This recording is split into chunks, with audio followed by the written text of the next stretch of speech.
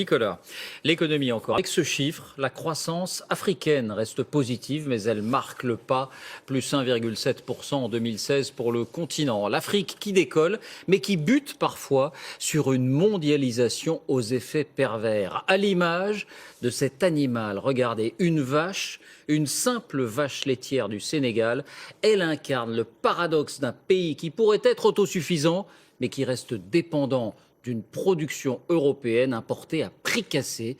Enquête, Marc de Chalvron, Antoine Hussert, Sylvain Barral.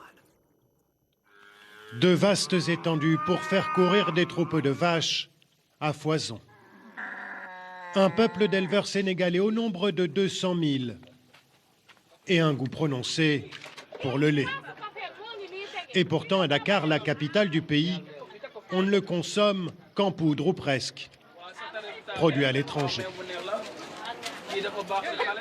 90% du lait vendu au Sénégal est importé sous forme de poudre. Dans les usines de Vitalait, le plus gros producteur du pays, on ne fonctionne qu'avec ça. Exemple, ces sachets, des doses individuelles de lait en poudre, à dissoudre dans un verre d'eau. Ça, c'est l'un des produits phares, hein. Il est adoré, il a 20 ans et vous le retrouverez un peu partout en Afrique de l'Ouest. Des bouteilles de lait de différentes tailles, du lait caillé et des yaourts en tout genre. La matière première est importée principalement d'Europe et elle arrive quotidiennement, comme cette livraison en provenance de Belgique. 25 000 tonnes arrivent chaque année. Pas de lait sénégalais dans cette usine. D'abord, ce serait déjà excessivement cher, mais par la suite, il n'y a pas encore, au niveau local, assez de lait en milieu rural à collecter et à transformer. Et pourtant, les vaches sont bien là. 3 millions de bovins au Sénégal, autant qu'en France par nombre d'habitants, principalement concentrés dans les régions Peuls du nord du pays. Un homme s'est mis en tête d'exploiter ce potentiel, Bagoré Batili, vétérinaire de formation. Il y a 10 ans, il est parti à la rencontre de ces éleveurs nomades, plutôt sceptiques au début, pas habitués à produire du lait. Ici, on est à peu près à 20 km de la ville, Richard Toll. Et le lait, quand on a ici, à qui tu vas le vendre? Les éleveurs qui sont autour, enfin, les gens qui sont autour sont tous des éleveurs, ils ont tous des vaches. Tu ne vas pas le vendre ici. Il faut faire 20 km pour le vendre. Ce n'est pas possible. En charrette, c'est pas possible. Il a donc fallu bâtir toute une filière, en commençant par changer les habitudes, ériger des enclos, acheter du fourrage. Et puis, ouais, ici, c'est vraiment une petite étable, quoi. Salam alaikum. On est encore loin du rendement des vaches normandes, mais en 10 ans, cet éleveur est tout de même passé de 1,5 litre à 64 litres par jour. Je pratique l'élevage moderne maintenant.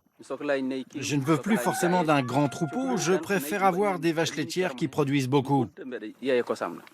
2 fois par jour, le collecteur de la laiterie passe récupérer le produit de la ferme.